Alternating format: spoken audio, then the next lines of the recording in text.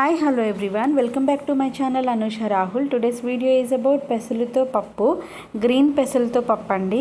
ఈ పెసలు కానీ ఎల్లో కలర్ పెసరపప్పు కానీ తినడం వల్ల ఒంటికి చాలా చలవ చేస్తుందండి.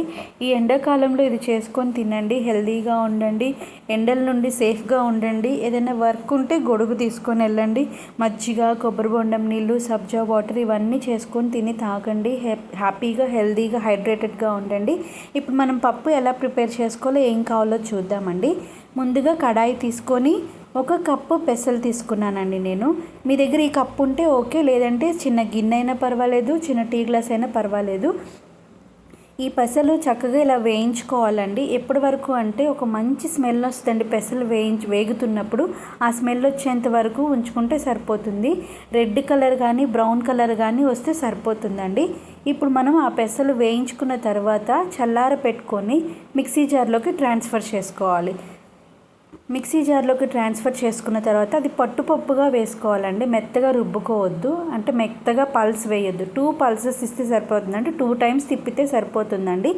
ఇప్పుడు ఒక కుక్కర్ తీసుకొని ఆ పప్పు ఏదైతే ఉందో అదంతా కూడా దాంట్లోకి ట్రాన్స్ఫర్ చేసుకోవాలి. మీ దగ్గర డేక్షా ఉండి డేక్షాలో వండుకున్నా పర్వాలేదండి. ఇప్పుడు చక్కగా 2 సార్లు కడిగేసుకొని నీట్గా ఇప్పుడు దీంట్లోకి మనం ఏదైతే రెగ్యులర్గా పప్పులు చేసుకుంటాం కదా, టొమాటో పప్పు, గోంగూర పప్పు, అట్లా వాటర్ తగినంత వాటర్ పోసుకొని ఒక పెద్ద సైజ్ ఆనియన్ తీసుకోండి. దాన్ని హాఫ్ మాత్రమే ఇప్పుడు యూస్ చేయాలి.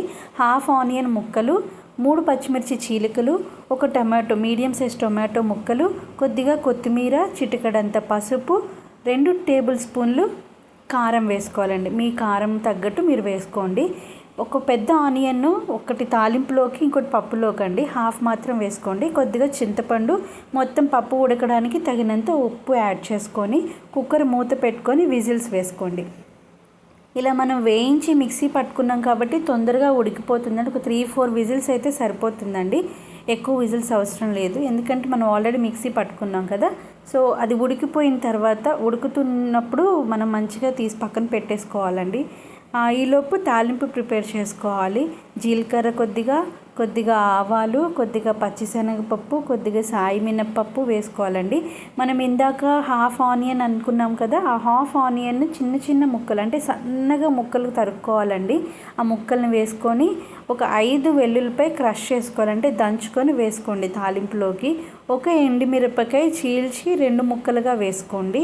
ఎందుకంటే ఆల్రెడీ మనం కారము, పచ్చిమిర్చి వేసాం కదా, అందుకు కొద్దిగా కొత్తిమీర వేసి తాలింపు పెట్టుకోండి. ఈలోపు మన పప్పు ఉడికిపోయిందండి. చూడండి, చక్కగా ఉడికిపోయింది.